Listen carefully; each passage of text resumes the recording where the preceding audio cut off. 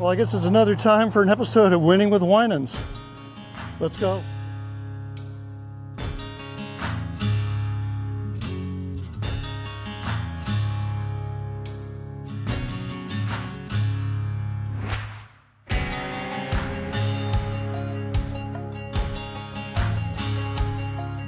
And welcome to Winning with Winans, Las Vegas' newest and coolest financial show. I'm your host, Ken Winans. And for those of you who do not know me yet, I'm a nationwide financial commentator with over 25 years of experience with radio, Forbes magazine. I've written 5 books, so let's say I've been in the trenches for a while. The most important thing, though, is that I founded a successful investment management firm back in 1992. Today, Winans Investments is the only Morningstar top-ranked money manager based in Las Vegas, or as they say at the poker tables, read it and weep. Over the next hour, we will be covering important events that have been coming up, basically the future, also what's happening now. And I am a news junkie. I follow 9 publications, and yes, I still like newspapers. But anyway, let's see what's going on in the world. Let's look at the big picture: stocks, bonds, real estate, commodities, and even cryptocurrencies. But Winning with Winans is different than all the other shows you're going to be looking about. They do daily broadcasts. We're going to try to connect all the dots here, okay? So let's jump into what's been going on. Wow. Well, for those of you who like space, SpaceX, we have that big IPO, $1 trillion coming out.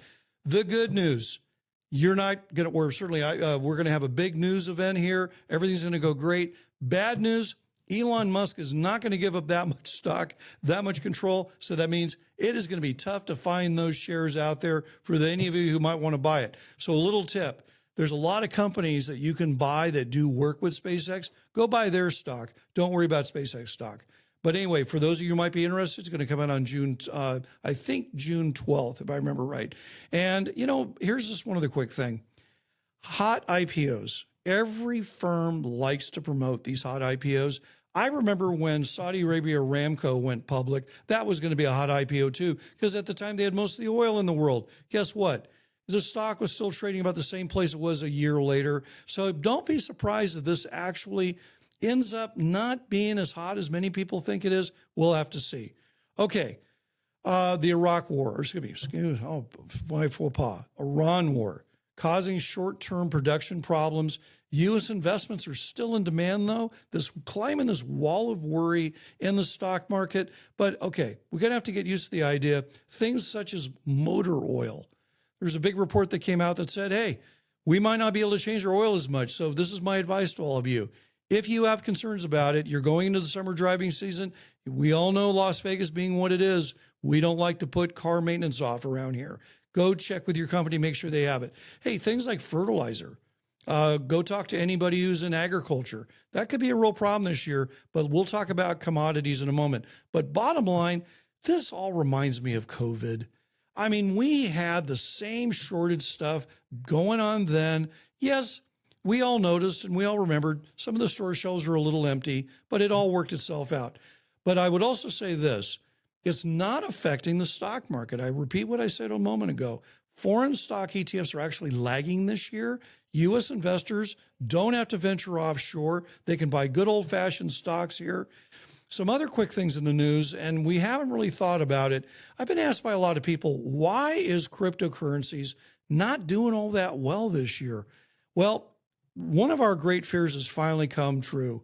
Iran is using Binance to finance regime money, finances. We, in the old days, called this a black market.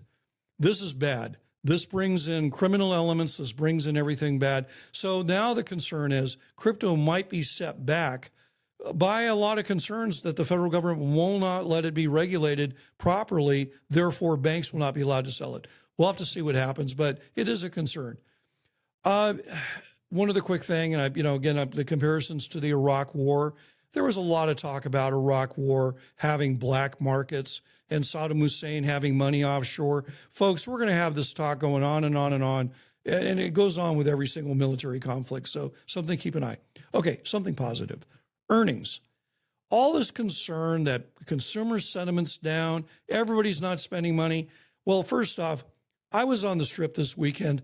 There are plenty of people out there spending money. I was at a hockey game. Oh, by the way, go Golden Knights. They're our team. I think they're going to win the Stanley Cup. Fun. But bottom line, people are buying stuff.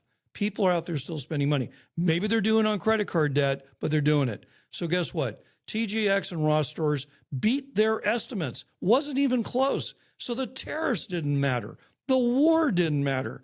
So I would just say that if you want to start believing what's going on in the economy, do I trust government data or do I trust corporate reports? Folks, follow the stock market. Look at the corporate reports. They're telling the truth because they have to be audited. They can't lie. They can't manipulate the data. They got to follow rules. Okay. Everybody's been talking about AI. Everywhere I turn, AI. Look, it's going to affect everything. Many people are now using it. I use it. Certainly, Google AI is where I usually go. But here's the thing that gets interesting. They're talking about how we can coexist with this and not feel it as a threat. Well, one of the things that honestly is not a bad idea, I don't know if any of you have been to a government office lately or have had to go try to deal with anything. There's an awful lot of government workers. So there's a good chance that government bureaucracies, as governments, certainly the federal government, state governments, are trying to cut their budgets, cut their debt. This might be a net benefit that we get rid of jobs that are quite frankly obsolete in that area. Other thing they've been talking about, academia. I'm not talking about teachers necessarily, but I'm talking about when you go into all the administrators, the counselors, all that stuff. So there's areas that AI, I think, can actually help us. But in business, back offices are certainly all going to be part of the situation. Okay.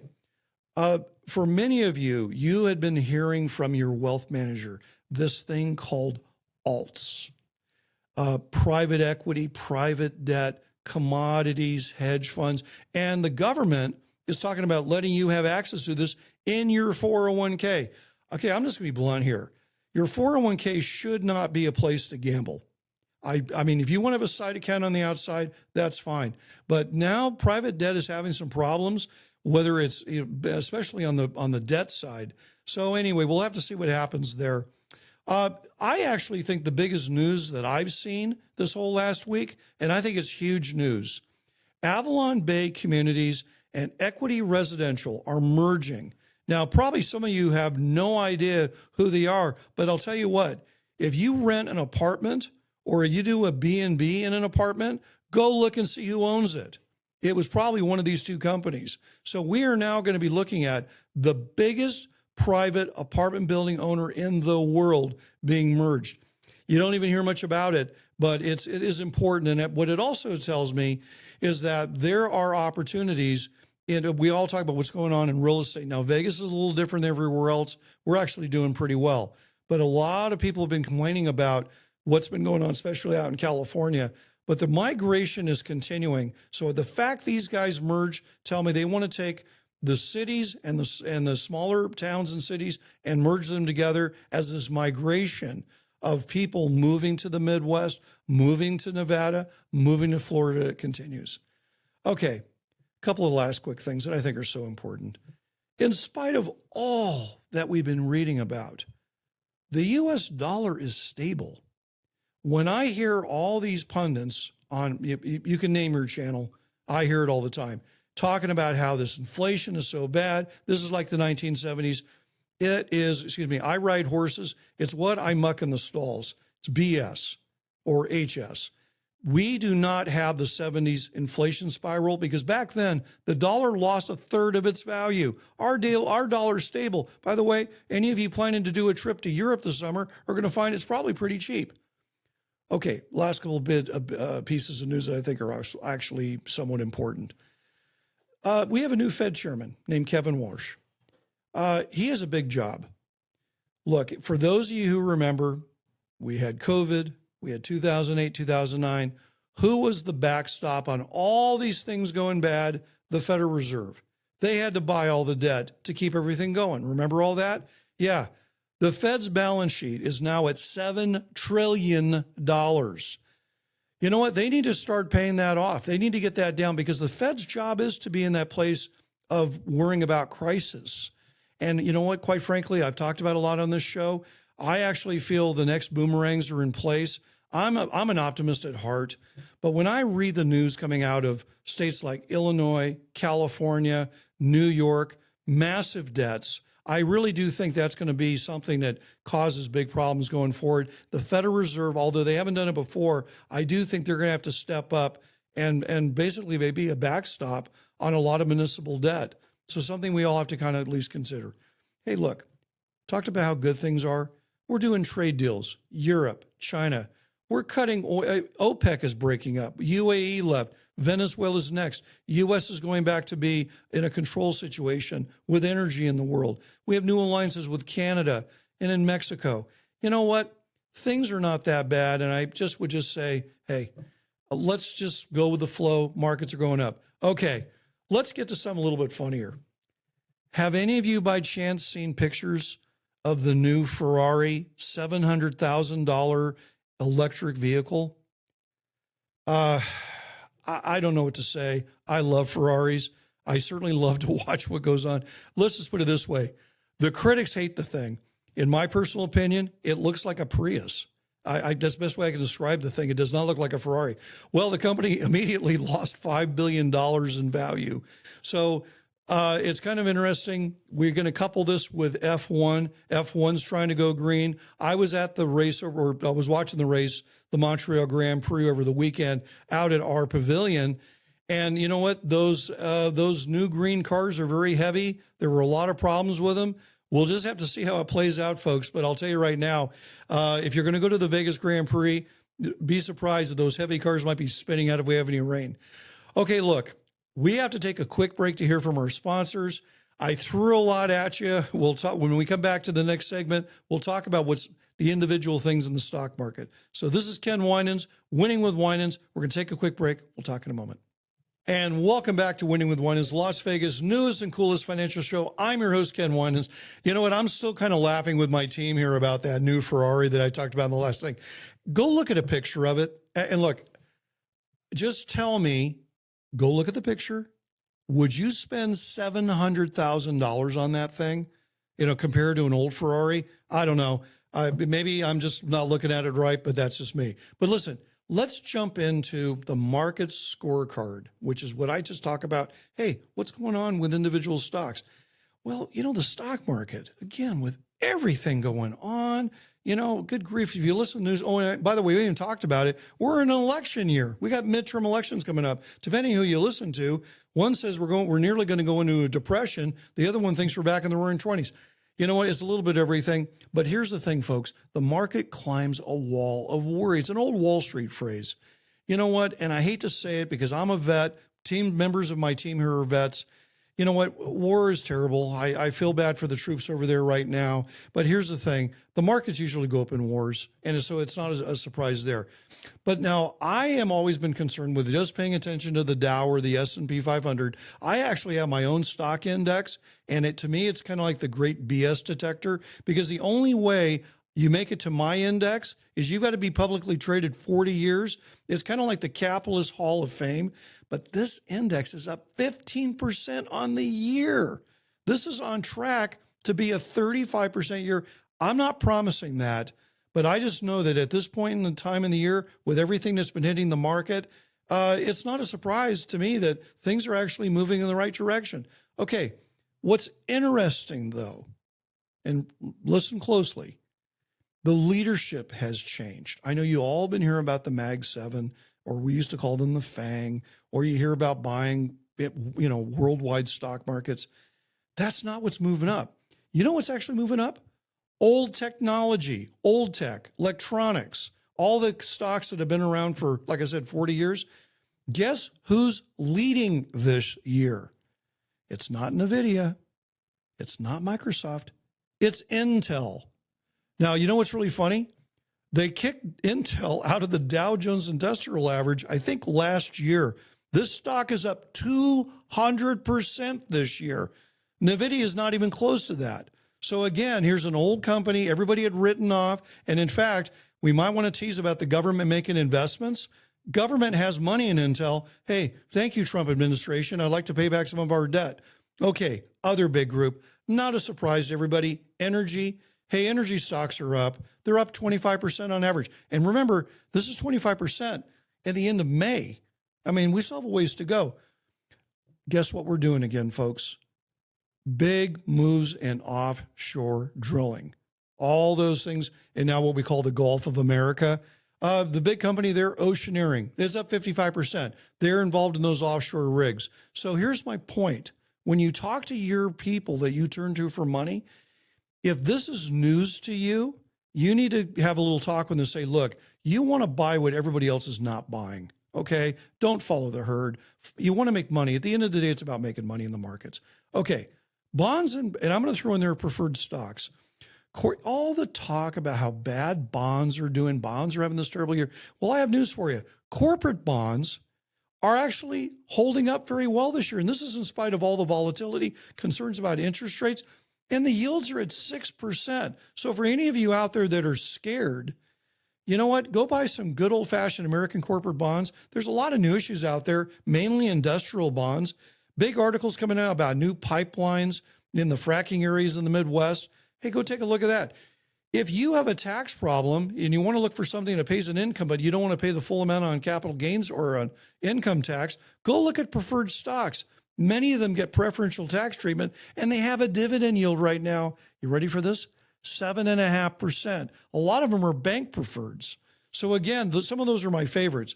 Okay, muni land. I talked about it in the last segment about, municipal, especially blue state municipals. I have news for you. The rating agencies, I talked about this actually on the radio the other day in Los Angeles. Nevada is in great shape. We have a AA+ rating. We're one of the strongest in the country, actually. And knock on wood, our government doesn't spend money it doesn't have. But places like California, where they're having all the fraud problems, the rating agencies are going to look at those fraud problems and probably bring their ratings down. So again, if you are a muni bondholder, and maybe you're a former Californian, you just didn't bother to make changes, you might want to think twice and talk to somebody about where those bonds are. You live in Nevada now, you don't get you don't have a state income tax here. It doesn't make any sense to hold them. Okay, commodities, one of my favorite topics. Look, inflation is not good. We don't like inflation, but inflation is good if you are a commodity trader. Now, look, many of you, and I'm really kind of surprised, I still hear to this day that people don't know much about this. And I find it funny because we're the silver state. We're the fourth largest producer of gold on planet Earth. Go north of here, you have cows, you have cattle, dairy cows, actually. We have agriculture. Yeah, we're a desert state, but we actually do grow stuff. And I'm going to bring this up. The dominant players, hey, it's not a big surprise.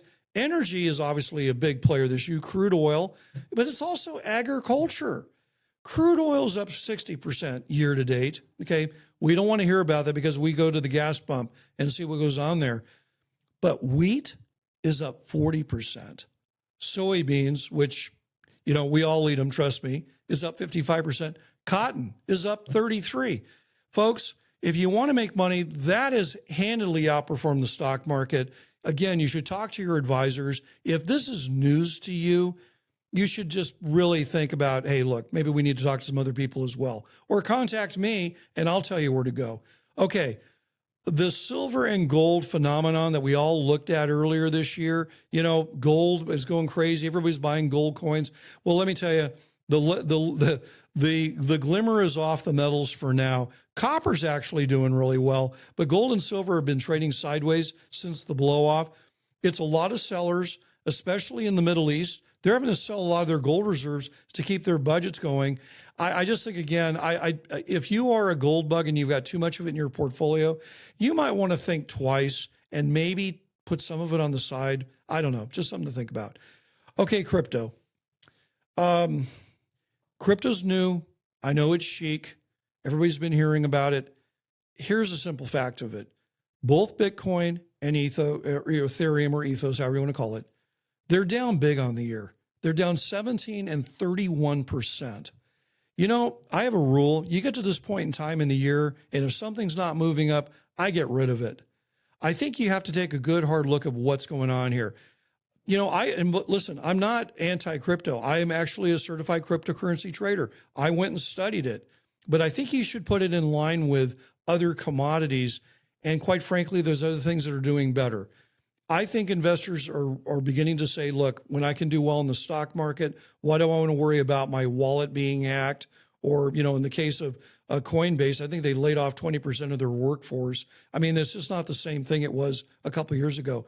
But going forward, I think the next big move in crypto is going to be if Congress says that they will allow it to go through. But I have to tell you, this news from Iran using crypto in the black market to finance their operations, that personally for me leaves a bad taste in my mouth. I'm not in favor of it. I think it's something we all have to think twice about, but believe me, the government's going to, and we just have to be concerned. Okay, last but not least, real estate. We had a guest on during our last episode, or excuse me, a couple of weeks ago. We talked about what's going on in real estate, and I just briefly mentioned that we're going to have the biggest apartment building owner in the world. The two ends are merging together. There's definitely green shoots going on, but folks, real estate is regional. It always has been. So if you're going to look at nationwide, it's still down about 3.4% on the year. But I would just say this, go look at what regions are up. Believe it or not, the Northeast, which is a shock to me because that includes New York, the West is up, but think about what's going on here in Las Vegas. We know housing prices keep going up. We have a shortage of land. There's a lot of things that are hurting here, but then it's offset by what's going on in California. But again, the areas like the South, it's having problems, certainly with a lot of the weather-related stuff. There's been talks about the housing bill that stops corporate companies from buying houses. There's a lot of government involvement in it right now to try to restart things. But I actually think the housing market's going to get better here in the not distant future. So again, we'll see what happens. Folks, we have to take a quick break to hear from our sponsors. I am Ken Winans. You've been listening to me on Winning with Winans. We will be right back. Well, we're back with Winning with Winans, Las Vegas' newest and coolest financial show. But I can't believe I flubbed Las Vegas up, but every now and then it happens. I'm your host, Ken Winans, and you know what? Every guest we have has a unique story, but not all my guests are people that I smoke cigar with. And as you all know, yes, I wear cowboy hats, I ride, I hunt, I shoot, and I also love cigars. So anyway, Mike Del Prado, who we have met through various events in veterans organizations. Mike is CEO, founder of Executive Options, a Vegas-born company with an amazing story. Mike, my friend, how are you today? Very well. Thank you very much for having me. How are you, sir? Hey, I hope it's going to be one of many. I mean, I'd love to have a podcast in the future. We'll have like a little round table, talk about as many as you like. Just let me know. But you didn't bring any cigars today, so we have to focus on work. In my humidor, whenever you're ready. And that humidor is awesome. Okay, let's talk about you, because I love these Vegas-born, unique companies such as you and your wife Nellie have created. So let's talk about it. What is your company? So Executive Options is a business and technology transformation firm. It focuses on either project remediation, end-to-end implementation of solutions, company mergers, and we do represent organizations during financial audits and also operational audits. So we've been doing that for quite a while. We're almost hitting the 30-year mark in what we've been doing as a service and Executive Options. When we moved here, we spun it up, set the new standard of delivery, because Nevada is the next hub of true technological evolution. We share that. I mean, financial services, you name it. I mean, people worry about our diversification here. I don't worry about it one bit. I think it's just naturally going to show up here. The advantages to this area are so strategic. But then, as we talk about it, you're also a veteran. Yep. So your background, you were in the Navy. Yes, sir. And you were born in Peru, correct? I was born in Peru. That's correct. So your Spanish is pretty good. I actually learned it more. So I came from Peru when I was. I didn't come. I was brought from Peru when I was 5 years old. Obviously, I spoke 5-year-old Spanish, right? Okay. So when I grew up, with my parents, my mother would only speak Spanish to me, and my father would only speak English to me. To this day, I'm in my 50s, and I still talk to my dad only in English and my mother only in Spanish. It became the thing. Now, when I got into business, I realized that business Spanish is a totally different thing. An example is Dole Foods, which is a huge international company, was one of my clients. And when we were doing a centralization of products from different Latin American countries, I had flew all Latin American countries to meet with me in Costa Rica. And we were having arguments of what a banana is called in Spanish. So Really? They would say banana, banano, plátano, maduros, and so everybody would argue, no, this is what we call it in my country. This is offensive. This is offensive word in my country. So then we had to come to terms that we're going to have a centralized system, name and then or code, and then every region will have their own independent names. But that's how complex it is, obviously, and so I had to learn that as I evolved in my business. All right, so let me just get this straight. So banana. Yeah. So you go to all these different countries in Central South America, and they have different names for a banana? Okay, yeah, that's one of many products for sure, but that was just an example for okay, interesting. Wow, you just never think about that, but it's probably true. It's just the way it plays out. You go to countries like in China, there are also different dialects, different words for different things as well. So it is interesting that we kind of centralize the language, but the dialect behind it is what's unique. So, yeah, that's very true. Yeah. And of course, you got to be careful how you word something because it might offend somebody. So I'm sure I've offended tons of people. Believe me, I have too, Mike. So no, I think that's the nature of business. You end up pissing people off. All right, so you've been all over the world. I mean, you literally, whether it's military, working for other people, your own business, you've been all over. Yes, I have. So what's your take on things today? If you as an American citizen, business owner, how do you see things right now? If you haven't necessarily followed history, you're thinking you're in the most volatile time in history. The reality of the situation, it comes in cycles, right? We're just in our new kind of maybe complicated situation, but it's not something that us as Americans have not confronted in the past, have not evolved from in the past, and have not improved from in the past. Mm-hmm. But when we see only dire situations in our mindset, and we see that this is a bad thing, the gas is up, our economy is struggling, we're in constant conflict with X. But then you look at more on kind of the more kind of unit level type of kind of rationalization onto why something's happening and how it impacts, and see it in more of a global perspective, not just in American lens. You see that there is a value, there is a burden, right? And there is a benefit down the road. But, the reality of the situation is it's not the end of the world. It's actually, an opportunity is here in Las Vegas for us to be able to kind of reassess ourselves and be able to improve as individuals, but also as corporations and companies as it grows. Yeah. I'll tell you a funny story. Yeah. So we talk about AI and all the stuff that AI, everybody needs to remember this technology, these algorithms run on data. Yeah. IT is data. And I was at a conference. Yeah, it's all about, and the quality of the data. You and I both like sports cars, and I always tell people, you put crappy gas in that Ferrari, it's going to run like crap.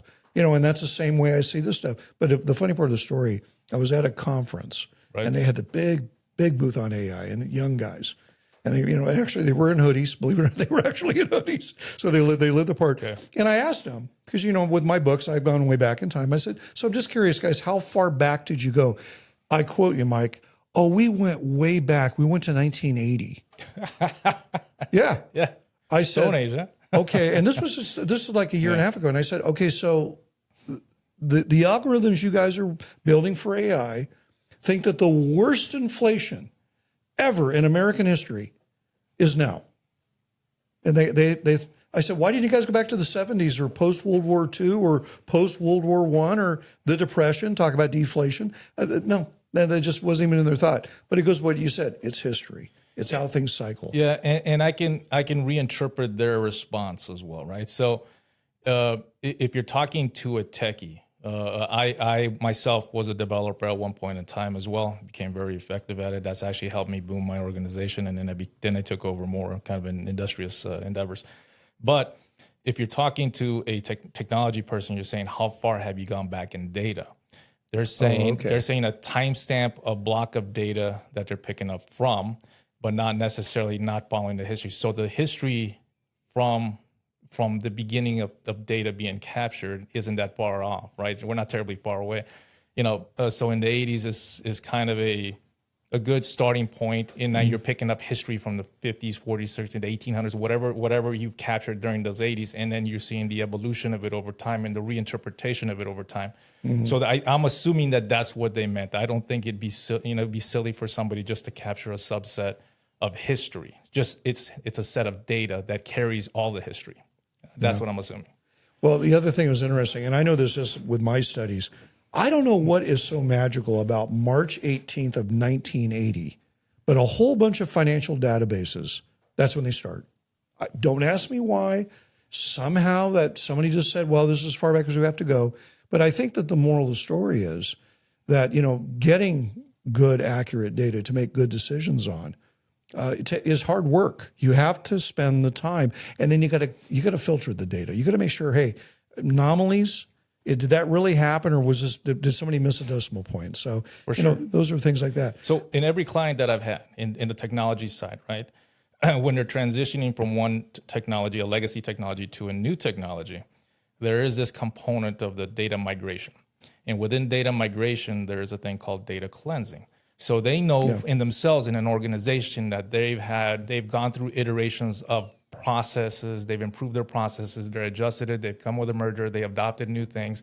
So they know that the data is not crisp from inception to date. Oh, sure. So when we do pull that data out, it is a practice of us cleaning our own data in an organization. Now, on a macro scale, you're talking about everything, all data that AI captures. It's the same thing. Yeah. So we are stewards of the information that's being provided to us by AI. It's just more expedient fashion. That doesn't mean that you're not going to have a conversation with AI and saying, hey, where did you get this from? Hey, clarify this for me, how you came to this conclusion. And you're having it like you and I are talking. As you're feeding information to me, I will question or I will ask for clarification so I can better understand it, and then I correct it, right? So that's what we do. A lot of people, especially students and kind of fall in that criteria as well, will take it as face value and then submit it. Yeah, they don't question, and also the assumptions of it. Yeah, yeah, for sure. Hey, Mike, we got to take a real quick break to hear from our sponsors, and we'll be right back with Winning with Winans.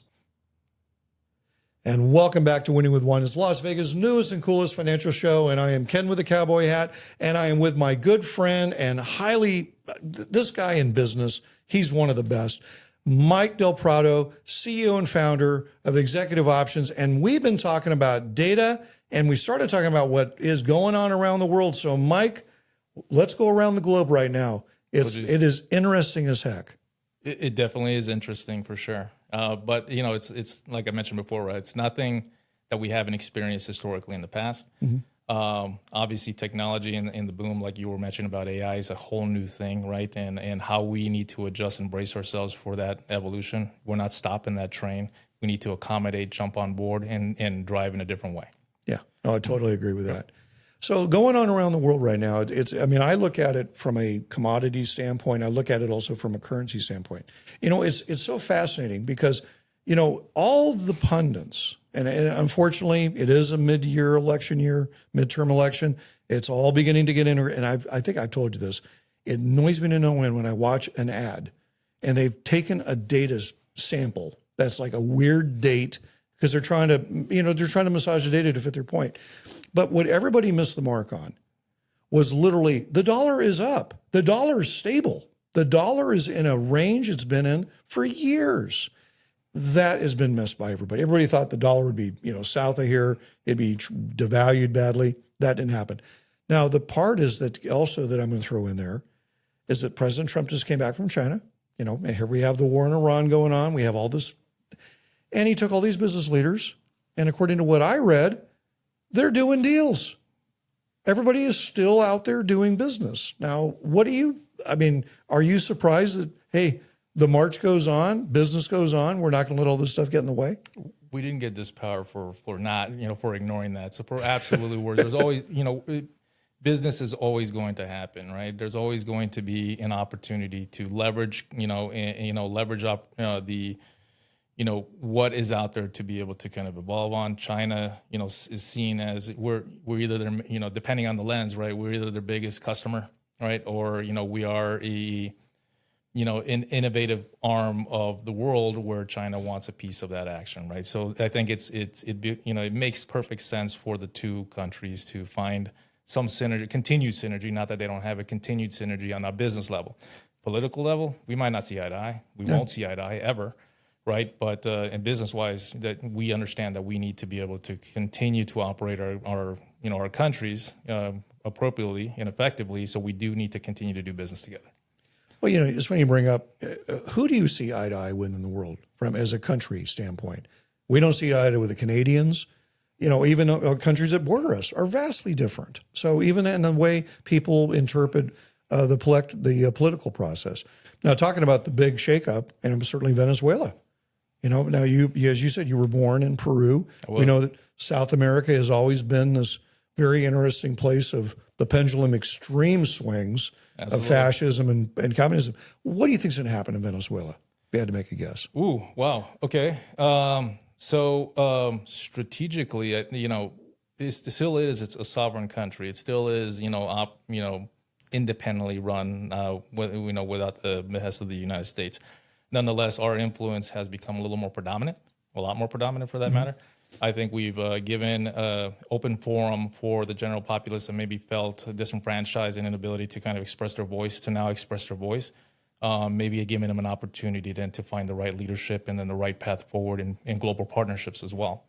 Sometimes we are not, when you feel disenfranchised from the westernized nations, you start looking at other countries that might be somewhat adversarial to the United States standards, too close to our borders, right? So there is this opportunity now to help them prop themselves up and get them to a position where they will find independently the freedom that they've been looking for to be able then to partner with the right countries. Well, and in your line of work especially, you're one of the top guys in the world globally at what you do. I've got to believe when you have things like that happen, there are probably lots of opportunities, especially with U.S. companies trying to go back in there and reopen up their energy business. On the energy side, for sure, I think there's true opportunity there. I have worked in oil. I have worked in natural resources. We're in organizations like that. I worked in national security, right? So having jumped from industry to industry and having tested those waters, I see the value proposition, for Venezuela, for its people. And I also see, the rational synergy that needs to happen with the U.S. It can't be adversarial. Sometimes the media takes it to a direction that it seems like we're, creating more havoc than good. But I would assume that there is a long-term strategy and it's not just, slap them in the face and walk away. Yeah. So I have true faith that we will find that synergy and Venezuela will, shine a brighter light because it's going to be more independent from the people. Well, when you empower people and you enrich people, generally things move in the right direction. For sure. So as you look right now around the world, where do you see the biggest opportunities for you in business? Is there an area that you would say there's going to be a lot more coming my way from there? It's thinned out currently. What's going to happen? There has been exposed nerves just recently because of the recent events. That doesn't mean it's not going to then kind of calm itself down. It happens. Right now, like I mentioned to you, when I was in Eastern Europe, more Soviet era type of countries, we did not necessarily see eye to eye, and some of the U.S. countries took a hit. Right, some of my clients took a hit, but then things smooth over. Right, there is an absolute understanding of need, technological evolution that we come to and bring to the table. More than an antiquated sense, it is more cost effective to have U.S. or Western countries to be able to help provide that support, but it's also seen as an oppressive presence, right, to people that are not necessarily fully informed on the why. But there's also people that have not done very well in representing us, in an organization. So I have to see it in both lenses before I walk in. And what I tell my clients, what I tell my employees, what I tell the veterans that I mentor is you never want to see it just in your single lens. See it on both sides of the fence. If you cannot find rationale behind their lens, then you're doing yourself a disservice because you haven't learned something. Yeah. The only way to negotiate in the art of negotiation is you have to understand the other person on the side of the table. It's the same thing when you're doing business. If I'm walking into another country for doing a totally different type of industry operation, I have to respect why they're doing things, how they're doing things before I can change or adjust things for the better. Well, Mike, one of the great talents, you're a very good listener. I think it's a talent. Yeah, you are. Well, your wife's not here to disagree with us on this, but no, you are, because I think it's a lost art. I mean, we're so busy talking over each other all the time. We do it on social media. We had thought when all this technological stuff was happening that we'd have more information, better communication. In my opinion, the opposite's happened. We're literally soundbiting each other, talking over each other, and allowing it to influence our emotions. You and I have obviously gotten involved with. We need good leadership at all levels: business leadership, political leadership, and for you and I, we know that Nevada's at a crossroads. It is. Now, real quick, we don't have a lot of time, but your thoughts on Nevada? I mean, I know you share the same view I do. This place is going to become a hub for so much. Yeah, back in our day, we saw like New York, California as kind of these metropolis, melting pot type environments that were going to continue to cultivate industry, and they are. I'm not going to knock them. Politicians aside and everything else, there is true value in how you might be able to leverage the power that are those two states. But we are now the new gen, melting pot, business hub, if we want to do it right, depending on how we approach ourselves and how we present ourselves to the broader United States. There is true opportunity here. We have a good amount of resources, and some might question the water issue, right, and how we might be able to approach. There's answers to everything if we all kind of synergize and talk together and find the right process and the sequence of events that needs to happen. If not, if we're just throwing puzzle pieces on the floor, we're destined to fail. But this is right now we are at a crossroads, like you said, and there's true opportunity for growth and true opportunity to make Nevada, the proper footprint that it merits in here in the United States. Well, I mean, we both know the mining is coming back to life in a big way. I mean, the service, whether it's IT or financial services. Hey, I want to talk real quick about your foundation because it is so cool what you're doing with this thing. For sure. Talk about the foundation. Charlie Mike Foundation. It's not Charlie and Mike, but Charlie Mike is a military vernacular for continue mission. I've been asked that, so I have to say it, right? It's not like Ben and Jerry's ice cream. Right, absolutely. So it is continue mission. By continue mission is that once we get out of the military, once we get out of service, our mission has not stopped. It's changed, right? Yeah. It's changed not for the greater good of the country, but for our internal growth, our greater good as well. I don't want to see veterans coming out and kind of raising their shoulders and saying, what I do now, I'm going to work at a gas station. It's look, you've done your time. I'm not asking for anybody to provide handouts to my veterans. I'm giving my veterans the tool bag and tools and the direction needed to be able to kind of, find that landing spot, their interpretation of what success is in their career. And that's what I do. And I also work with young veteran entrepreneurs to start their own organizations and their businesses, and they flourish. And it's not about just giving them the tools, but also taking them to those industries, meeting the people that have met success, found success, and giving them the true vision of what it is. And also then, expanding their network with my network. And it's worked miraculously, and I want to continue to do that. And we don't do a massive cattle call type of environment. We do a one-on-one sessions with everybody, right? And give them their due attention. Well, that's how you and I met. All the veterans, and we have a marvelous community of veterans. Absolutely. Look at the work UNLV is doing with veterans. I mean, the fact that we have people, getting out of the Air Force, many of them stay here for a reason. No, that's again something special about Las Vegas. I'll tell you something about Nevada in itself, right? That's I've been to most states here in the union, right? And in relation to veteran organizations, the collaboration is much higher here in Nevada, right? Completely agree. We're not here in it for ourselves. We're not we're not trying to find, trying to find our footprint and make our brand bigger than somebody else's. If a veteran comes to me and I know another organization has a better profile on how they handle that specific situation, we will make a call and introduce them to it. And that synergy is gold, right? And I've not seen it in any other state. Now, that said, there is a statement, I know I get a roll of the eyes sometimes, that Nevada is a net zero state, meaning that there's enough veteran organizations that support 100% of the veteran community. The reality of the situation is that, yes, there are a lot of them, but there are gaps. There are redundancies, thus the gaps. So as we start talking together as organizations and finding opportunities where their strengths are, then we're able to diversify how we might be able to help that veteran. Exactly. At the end of the day, is that one guy that stepped out, he needs to succeed. Let's make that our mission. Well, and it's not about ego. It's not, and a couple of quick things on that. I love our friend Lester Lombard. He said, look, it is not about how many ribbons you have. It is not about what you did. If you wore a dog tag, you're part of our group. I mean, because you went through that same bearing of stuff. Mike, we're almost out of time. Sure. So real quick, if people want to get a hold of you and learn about your business, what's the best way? They can go to our website. In relation to my business, it's executiveoption.com. Mm-hmm. In relation to the veteran organization, it's charliemikefoundation.org. Yeah. And again, I'm happy to share my contact information. Whoever looks there and does a contact us kind of page and just enter their information, you will hear either from my associate or directly from me. That's not. You're not going to be a number. You're not going to be anything else other than the person that I respect and you're a peer to me. And I want to make sure that you find success, or I give you the answers you need, or I learn from you. Or contact us if you want to get a hold of Mike. And because we fully support each other. We're his friends. We collaborate where we can. But folks, we're out of time. We're going to take a quick break to hear from our sponsors, and we'll be right back with Winning with Winans.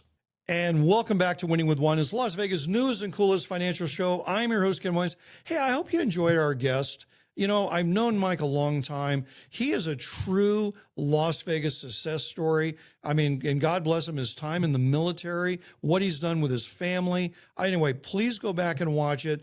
Play it for any of your kids who want to talk about success stories, just coming up from nothing. I just absolutely love it. But anyway, listen, this segment, we like to talk about local stuff. This, and you all know how proud I am of Las Vegas. Las Vegas continues to blow me away. And yes, our hockey team is soon to be best in the world again. Let's think about this for a moment. This is one of the newest teams in the NHL. They've won the Stanley Cup once, I think soon twice. They've been in it 3 times. You know what? Everybody else in the NHL, read it and weep. But we've become that sports town. And just wait till we get the A's here. There's going to be a win fever going on. But anyway, let's talk about business-wise what's going on in Las Vegas. Hey, Caesars just got sold. Caesars Entertainment, $18 billion. It's gone private, which is kind of interesting because it has a long history being a public casino on the Strip for a very, very long time. I think we're going to find more and more of this basically privatization of our casinos. It makes it a little more difficult to gauge what's going on, but we'll just have to see. For those of you who've been on the 15, I've always wondered about Prim. You go back and forth, you see the roller coasters, you see the casinos, and I've always wondered the history behind how they thought it was a good idea to stick it out there. But guess what? It looks like a private company is going to be buying that out. They're going to be building it up.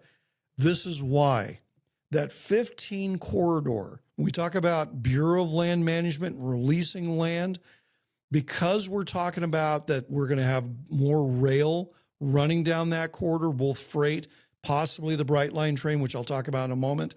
Anyway, long story made short, I think you're gonna see that whole Prim thing be redeveloped. Something unique is going to be popping out of it. We'll have to see how that all works out, but it is interesting that somebody stepped up and bought it. Okay, of interest, I've been spending a lot of time. I'm very active with the Las Vegas Chamber of Commerce. There's a whole economic development forum going on right now. Literally, I guess they're having one this week about transportation issues within the valley. But what's interesting is that what is coming up is reformulating the way the state does business. And one of the big things, which by the way is bipartisan, is having a whole new business court, which means that it will be easier to resolve issues that come up in commercial. It's going to be kind of like arbitration, but it's going to keep it out of our criminal court system and our civil court system. A lot of talk about solar panels, a lot of talk about new solar technology. Go up the 95, go look at all those new, very, very high-tech transmission lines are being put in place. One of the things that we're realizing is that it's not just Vegas versus Reno any longer. It's a state. We all know that, but the powers that be are waking up to it. We're talking about, water issues from a state level. But here's the other thing that's interesting. It's not just about the Colorado River, because the Colorado River does not affect Reno, does not affect northern Nevada. But we're talking about our groundwater. Now, this is where it gets kind of interesting. I don't know if many of you probably know, our state and our city, we get beaten up a lot in the press. I don't know why. According to these people, we're about ready to run out of water. The mob still runs the town. whatever else they come up with, or business environment's bad, that people aren't going to the strip anymore. It's all BS, but I think it's actually the economic development people who work for these other states who I think, quite frankly, are jealous of us. But anyway, they talk about water. Hey, let me tell you something. I wouldn't trade our issues with Arizona's issues for all the money in the world. Arizona has managed to drain 2 trillion gallons of their aquifer to water alfalfa. I don't know who thought that was a real smart move to do that in the middle of the desert, but they did. We haven't touched our aquifers yet, folks. And then here's something else to think about. Talking about the Colorado River.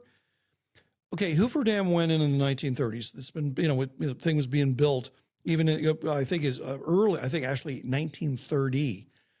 That groundwater has been saturating all these years. So it's not what's above the ground at Lake Mead. It's what's underneath Lake Mead now. It's what's underneath all these other areas along the Colorado River. Our aquifers, we haven't even touched them yet. Las Vegas, we haven't touched it. So here's my point. We're pretty darn good with water. And the good news is the federal government just stepped up and told everybody we're sick of those 7 states bickering about the fact that the Colorado River is not as strong as it used to be. They've set the rules. And it was specifically said Nevada was better than everybody else on water management. So anyway, I'm very proud of, we can beat up on politicians all we want, but our guys have actually done a pretty good job of handling the water issue. Another big issue that came up, housing. I know I talked about it before we jumped to this episode. Let me just say this. I know that we all have concerns about the demons of the past, meaning 2008, 2009. Look, we all remember what happened. It was a disaster. We way overbuilt. It was not done smart. And then we had something hit nationally. The housing market in Las Vegas today is very, very different. And we have different people here now than even we had back then. Look at everybody who's moving here. Look at the diversification of the economy that's going on in Las Vegas right now. The housing market's different today. Now, I'm not saying it's always going to go up, but I'm just saying that if you're holding off on buying a house because you think it's too high right now and you're waiting for it to come down, you're waiting for the next crash, you know what? I would just tell you, be smart, but also be aware that it might not pull back because the demand is so strong. Okay. I've got to beat up on my former state a little bit. I'm a former California. I moved here 3 years ago, had business here for 7 years. But listen, however we may feel about the place, we do have to stay in touch with our neighbor to the west. It's a big part of the pie. We obviously have people come and love to enjoy our city. Many people are moving here still. But something came up in the press that alarmed me a little bit. Everybody has been talking about the Brightline private train that's going to run from Vegas all the way down to Rancho Cucamonga, which is not too far away from LA or Orange County. Now, I happen to like trains. My family's all from the East Coast. I rode trains as a kid when I went back to visit them. But the point is, they have to make sense. And I've raised concerns about us partnering with California because of that disastrous San Francisco to LA train they were trying to put in. And I think they spent $128 billion on, never laid a rail of track. But now there's talk that the company that backs the Brightline train might be having financial troubles. Look, it is an election year. If there's ever a time to get our politicians to pay attention to us, you need to ask your elected officials, whether it's state level or federal level, look, who's on the hook for this and who's watching this thing? Because what we don't want is what happened in California with their dream train. And I don't think any of us want it because, look, we need to continue to build out our roads. We need money going in a lot of direction, but we just need to be aware that something could be going on there. Okay. Talking about roads, they are going to widen finally, California's going to widen the I-15. Thank goodness. Here's the funny part of the story. They want to have HOV lanes. Okay, why do you need HOV lanes in the middle of the desert? I did not know there was a problem out there. Anyway, I know they've often worried about the desert tortoise, but let's see what happens. By the way, they're still moving forward with that wealth tax. I just was in California a couple of weeks ago. They're going to be, people are saying they've had enough. They're getting out of there. So they are going to continue to come. Okay, funny story. Gavin Newsom is making the state, just came out the other day on their budget. He's making the state pay $33,000 for his portrait to be hung in the state capitol. Are you kidding me? Okay, the guy's rich. We can argue about where his money came from, and his aunt, Nancy Pelosi, is also rich. You know what, guys? Maybe your auntie can buy you the picture of Governor Newsom, but why are you making your state pay for this? That just seems like it's ridiculous. Okay, listen, we're almost out of time. I want to give a big thank to our sponsors, Winans Investments, Winans Commodities. And listen, if you're interested in being a sponsor or a guest on future Winning with Winans shows, hey, email me at winningwithwinans.com. Hey, I have had several of our guests say that they're getting watched. They get to use it on their own websites and their own social media. You might enjoy doing it. So give us some thought of giving us a try. We're a lot of fun. If you missed this show or you want to share it with your friends or family, go follow us on social media. We're on all the major platforms. I also write for Forbes. I just wrote an article about 2 weeks ago. Go check it out. Just put my name down, Forbes.com. I've also written my books. They're on financial history. I do think history is important. You should monitor it. You can also download the ebook on Amazon.com. It's called Investment Atlas 3, Creating Wealth Using Historical Trends. And by the way, I have to give a plug for my company. I'm very proud of what we've accomplished. We've done a good job. We've made our clients a lot of money through the years. If you're looking for Las Vegas only Morningstar top ranked manager, give us a call. And if we can't help you, we'll certainly point you in the direction of somebody who can. Because at the end of the day, we want people to be successful in our valley. We want everybody to continue to watch this episode. So listen, good luck next week with your money. There's a lot of crazy things going on in the world. It's certainly not boring. This is Ken Winans. Enjoy your week. Take care. Well, everybody, here we are with the Winning with Winans bonus section with questions from our audience to our special guest, Mike Del Prado of Executive Options. So I hope you watched the first part, but Mike, if you're okay, I want to ask you a couple of questions from the audience. Let's do it. I guarantee nothing too crazy here, I'll answer it just anyways. say name, rank, and serial number if it gets too crazy. Okay, so, we talked a lot about your background and how you started things. At what point did you, say, number one, I just want to be my own business guy. I just want to be an entrepreneur. I don't want to work for anybody else anymore. Was there a moment? Oh, yes, absolutely. Okay. There was a moment. So I just celebrated my 27th year wedding anniversary. My wife, her and I have been together 30 years, right? And Wow. the reason, this is the backdrop of the response. After the service, I felt I didn't have the support I needed. I was ignorant, young guy, still out of the service. I decided I gave up with the world. I went to Peru, and I went and opened up a little chicken restaurant. And in walks this beautiful woman, and all of a sudden we hit it off. So be it. She left everything to sleep on the floor of a room I rented with me, laying down on my pea coat, my military issued pea coat, and then we kind of slowly worked our way to where we need to. We decided to come back to the U.S. And from there, I still had nothing to do. I know that because of the way I think and the way I operate, I was somewhat, in my mind, unemployable for a good job. So I started from the ground up. I got I worked in many types of jobs, right? From busboy to, working in restaurants and then getting a job as a computer operator. Now you're talking back in the early 90s as a computer operator. They have these spools and spools of paper that are printed out, this massive amount, tapes and reels and everything else. They just take it to the vault and save it. And that's basically my whole job. And then after that, I've gotten, I saw programmers developing products, and I said, ooh, I want to do that. And nobody would teach me. No, and after I taught myself, nobody would want to give me a job. So programmers would say, you can come try to break my logic or my code. And I became so proficient at it in breaking their code that I became a much better developer because I knew the gaps and the telltale signs. I didn't have the formalized education, so common sense and pragmatic mindset and scenario-based understanding came into play back in that early time, which would make me a broader, kind of more notable figure. And then everybody was clamoring to hire my services. I became independent then, right? And then I saw how projects were being managed when they hired me to do these things, and they were being dealt. They weren't necessarily seeing the better interests of the client more than their bottom line and how they can extend this, or how the client is not thinking straightly without communicating directly to them. As if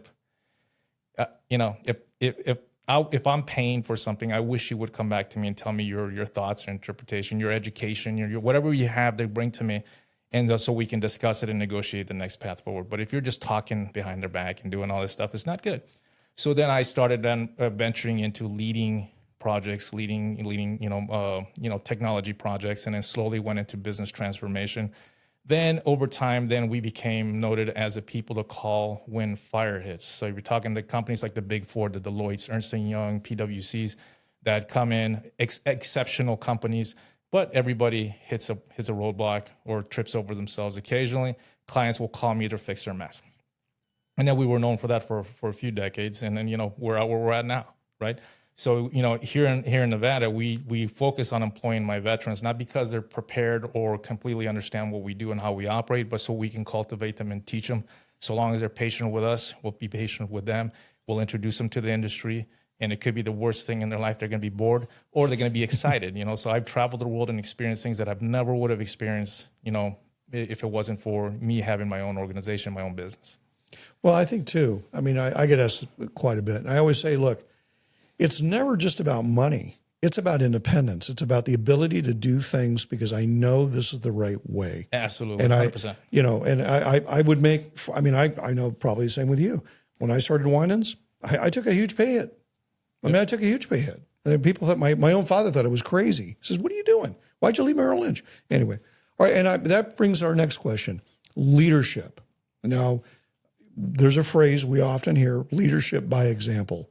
I mean, it's ingrained into us, during our tenure in the military. Do you follow that? Do you see that as important in your organization yourself? For sure. Even in my own company, in my corporate building, right? You'll never see my door closed, right? So I invite everybody, all my employees, all my staff to walk in to when I'm in the middle of a meeting, in the middle of a negotiation, in the middle of a difficult conversation, to sit there and listen to how I navigate them. Mm-hmm. Then I want them to question me. So why would you say this? Common sense would say that you answer it this way, you approach it a specific way. One, it allows me to then to be able to justify or rationalize how I say things and how I approach things to help them understand the strategy behind it, because it's a chess match. It's not a straight conversation. Yeah. Or I learn from them. I say, shoot, I didn't think about it. And that also kind of invites them to be able to lead and to be able to communicate as peers. And what I tell everybody that I come to terms with, whether my clients, my mentees, or my employees, is we're all peers. We're all on different levels of understanding, but we're all in independent walks of life and experiences that I probably never touched on either. So we want to learn from each other. And if you're ever in a conversation with me, or you're ever in a project with me, and you have not learned something new, or I haven't learned something new, we failed. Yeah. Right. So that's where you cultivate leadership. Well, and I tell people too, look, I don't mind a complaint, but come with a complaint with a solution. I don't want to hear griping just because of that. And also you have to justify your existence in every organization. I mean, you have to show how you're making that input. For sure. All right. Now your family. Now we've talked a little bit about you and Nellie. We know that your family is everything. And so you have built this magnificent life in Las Vegas, in Nevada.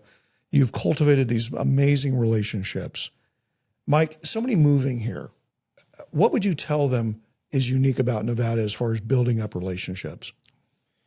It is a big small town. It has a still kind of it's a big enterprise, right? It's a large state, it's a large city. But it is a small town feel to it. You are able to create a broader network, find more collaborative figures, like-minded people. When I lived in California, I would have never had the governor in my house. I would have never had, I would have never, had a business leader. Like when I worked in California, I've had major C-level clients come to my house and we'd enjoy time, but it wasn't as personable as it is here. We are unique because we don't see ourselves in that grandiose view, right? We're not this major metropolis mentality. As much potential as the state has, we respect each other in a specific and unique way that I haven't seen in many states. I'd add a couple of things. Yep. Nobody's from here. I mean, most people are not from here. There are a handful of ranching families or Mormon families, but really, and there's not a pecking order. Nah, that you don't find these cliquey little groups like you do find in, is both of us found in California. The other thing I would also add, I found it interesting, and people cannot help themselves. If somebody gone to a top elite school, I always joke in my industry, you'll find out in about 30 seconds that they went to that school, even though they couldn't get in there today if they tried. Here, it's not where did you go to school, did you go to school or did you serve in the military? So it's a whole different question. And there's a blend here of blue and white collar wealth. Yep. You and I know people that, they own warehouses or automotive garages, and they've done great. They've done fantastic, And when we had that event at my house, right, we had Governor Joe Lombardo there, and we one of the things I mentioned, and I mentioned it, when it was my turn to talk, was that, I don't qualify a person by the party. I qualify him by the man, by the woman, right, by the person and what you bring to the table for our community. So I do value that. I do value the diversity, that this city has, and to be honest with you, in other states it'd be an argument, or you wouldn't invite people because they see something they don't see eye to eye. In reality, we can bring everybody to the table, and we're all civil, and we respect each other, and we respect each other's views.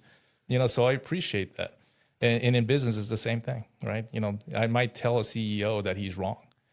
But I'm not saying it in a very eloquent way and respectful way, because I'm thinking for the better interest of his organization, right? Yeah. And that's how we see things, right? I'm not, we're not kissing rings. We're not doing that. Not here. Well, the thing too, we haven't lost our sense of humor here. No.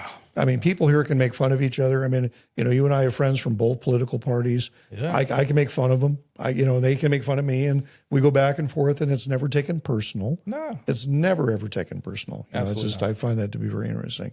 All right, let's see here. What's the next question? What are some of the lessons you've learned from working with executive businesses? Is there anything particular that you've learned from these guys?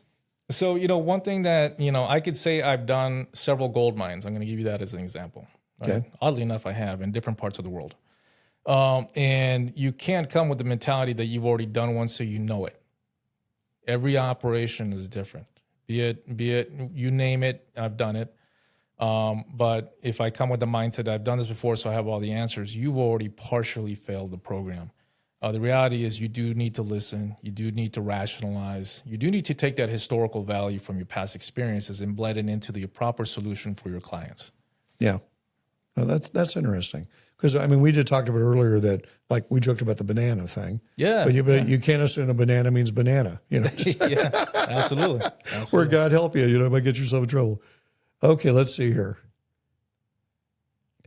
Good question. How do you think people can better create trust, opening doors, and building long-term professional relationships? And I'll add part to that. We just talked about different cultures, people's different education upbringings, or just different biases. For sure. How do you do it? I think one, you have to be bold, respectful, and tactful in how you approach things, right? And by I mean that is that we sometimes as younger people tend to kind of bite our tongue and not speak up because we're afraid of maybe the repercussions or the response. Be bold, right? You want to be tactful as well, meaning that don't just blurt things out because you want to be bold. You want to study it. Like you just mentioned, I've been in different parts of the world. You better believe I study their norms before I walk in and open my mouth, right? So the week before me traveling to a Middle Eastern country, the last thing I want to do is talk about Santa Claus and crosses, right? So the reality is I want to be mindful and respectful of their environment. My beliefs and my thoughts can be completely different than wherever I'm going, and I want to respect that, and I need to then, make sure that I get the response I need tactfully and respectfully, right? So, and that's how we evolve, and that's how we learn. Well, and I think too, when you go around the world and they say, well, where do you live? Las Vegas. Who doesn't like Las Vegas? That doesn't mean we like it to the same degree, but there's not this, oh gosh, what an awful place, blah, blah, blah, blah. At least I've not found that to be the case. It's a globally recognized name. Yeah. Right. Like it, not like it, have opinions on it. Even in the United States, different states might have opinions on it. But, it's similar to Amsterdam, right? People think, the Netherlands or Holland is just Amsterdam. But the reality is beautiful farmland outside. But the metropolis that is Amsterdam has a unique value. Here in Las Vegas, here in the city, it is a booming again, technological hub, like you said, beautiful things, but you go out and you see people like you and I, people that are going out, front lines, going to school with their kids, going to restaurants and enjoying life. And it's just like any other town, but it's got its unique feel. It has a more, for me in my eyes, has a wealth of opportunities if you seek it and you respect the path, and meaning that you respect the people you're communicating with it, understanding that we come from different walks of life and understand things maybe uniquely, but through communication, respectful communication, we all evolve and become that much better. And the state is perfect for that. Well, and that's our next question. I mean, what do you see as the next opportunities here? I mean, and which I'll add for you. I mean, I don't see you ever retiring, Mike. I just don't. Gosh, I hope I do. No. Well, maybe not doing the same. I mean, you run a very high powered company right now, but I mean, I don't see you. I mean, you have your foundation. Sure. I mean, our definition of retirement, people like you and I are vastly different than some other folks. I would agree with that. But where do you see, where's the next big thing here, do you think, in Vegas? In Vegas, I know there's been big talk about kind of expanding the data centers, right? There's opportunity that logistical stuff is as well. Casino game, I think we owe it to the casino industry, to the gaming industry to do, to expand those opportunities as well, right? Different. So I think that's where it's going. On the data side and technology side, people are very fearful of it because they hear automation, they hear artificial intelligence, and then there's some kind of fear related to that people are going to lose their job. I think as a small community feel that we have, we can spread the word and educate and expand people to understand that we need to kind of think how our success is going to be with the new tools and technology that's coming our way, and not fear it, but become part of that ride and then drive it and own it, right? So I personally, when I talk to my veterans, say, look around you, look at the landscape, look at what's coming down the road, and prepare yourself, and don't just be impacted and feel like you're victimized by it. Yeah, and that doesn't go for my veterans. That goes for the whole community, because we are resilient. We've demonstrated that decades and decades and decades here in Las Vegas, right, in Nevada, that we can handle that. We can handle it with less water than any other state. We can handle things that people say is impossible, and that right, it comes back to our community resilience. So that's why we live here. That's why we love it here, and that's why we're happy to see it grow. I'll add a couple of things. Yeah. I think this is one of the easiest places to get a business license. This is one of the easiest places to send money and get a license and go to work. There's less red tape. And according to what I saw at the Vegas Chamber of Commerce Economic Development meeting, this new business court they've opened up, it's going to eliminate a lot of the more antiquated stuff. For sure. Again, just everybody here came here from a different background. I think we also know people here have, everybody has a past. For sure. Judge ye not, as the good book says. Let people prove themselves to you right now, right here. And then at the same time, like you just said, tough people. I mean, I look at some of the kids that come out of UNLV, their idea of a summer job is gardening in the middle of or working the 4 p.m. or 4 a.m. shift at the casinos. How many kids in California would do that? Not that many. Yeah. I would also just say too that as you and I both raised with, strong values, a lot of folks here go to church. I mean, I find an awful, and different churches, not all, many people might think it's just a Mormon town. No, it's not. Very different than Salt Lake City. For sure. Mike, what else? What would you like to add as our encore to the Mike Del Prado podcast? You're going to come back again whether you like it or not. You can have me as many times as you want. You okay, with cigars next time. Sure. Huh? And with some cigars. We'll have cigars and a drink for sure. Yeah, and we'll try that Trump wine that I keep talking about. Let's get it done. Absolutely. I'm curious to it. I didn't want to open it up because I only have one bottle, but next time we'll definitely open a couple up. Are your kids going to enter your business? If you don't mind, like, what do you see for your children? So, one of the things that I didn't want to do is kind of press on, what they're going to do in life. Mm-hmm. My son, also a veteran, was a corpsman and then became a surgical tech. He was stationed in Okinawa, Japan for a while. I'm so proud of, how he found his own self and then got a job here at the state, right? In the technology side. He worked for me for a brief period, but I think he wanted to show his own mettle and create his own thing, right? So that's one. Great. I see that he's kind of got a technology, although he's got the medical background, and I'm always ready to pursue with any direction he wants to. Alexa, my middle child, she graduated from UNLV, got her bachelor's here, got her master's degree at USC. And then she came back, and now she's starting to work for me. So she's potentially heir to the throne. She's been now in the trenches with me for a few months, and that's why I gave her like 2 years. Pretend spaceship is going to haul me away, right? So what's going to happen? You got to prepare yourself. So I'm telling you, I always give my staff is to pretend I'm gone in a couple. What happens, right? So I always want them to have that angst and that preparation. Now it gives them that same feeling that I've had when I started. My daughter has spoken to me personally and said, "Dad, I feel like I got imposter syndrome." So yeah, I feel that every day, and I'm in my 50s. But that incentivizes you and pushes you so long as you use that energy appropriately and not in a negative way. And then my youngest one is following the medical route. She just started college. She's got straight A's. I'm so proud of her. And she's already getting kudos from her instructors and professors. So it's she's a better student than I ever was. Right, I was a solid D student until I joined the military. Right, so I'm not shy to say it. Right, it just wasn't my mind. My mind was more in a kind of different. How I learned different things. I learned through experience, getting beat up a lot. Right, so, but it is refreshing to see that each one of them has made up their mind on how they approach life, and whether executive option is being operated directly by them or indirectly by them. I'm just happy that they're happy in what they're doing.